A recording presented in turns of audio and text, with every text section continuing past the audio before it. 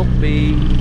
Maganda yung Ormoc Bay mga amigo. Kita mo yung mga bukid sa Isabelite.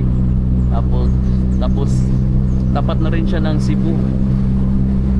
Mga siguro mga 2 hours, 2 to 3 hours na yata biyahe pagka Pasca. So papunta na naman kami ng parang umikot lang kami. Papunta kami ng Albuera. Ormoc Bay.